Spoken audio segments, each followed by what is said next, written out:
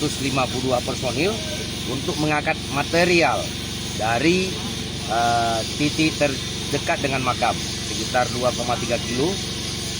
Material ini jika musim normal bisa kita bawa dengan sonder, tapi karena situasi hujan dan jalan sangat rusak, akhirnya kita gotong. Setiap personil menggotong. Tadi kita bawa ada paving block, ada batu bata, ada semen, ada pasir untuk menyelesaikan pembangunan makam Cud Mutia.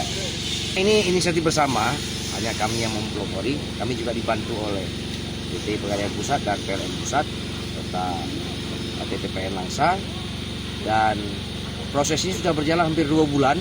Memang kendala kita medan yang berat, sehingga material berat untuk dibawa ke sini, dan ini kami kerahkan personil lebih banyak lagi dari jajaran Korem sendiri. Selama ini Kodim yang terlibat.